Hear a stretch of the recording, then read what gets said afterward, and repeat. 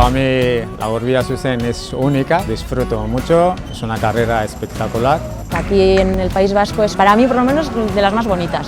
Es una pasada de carrera, yo creo que de las mejores organizadas.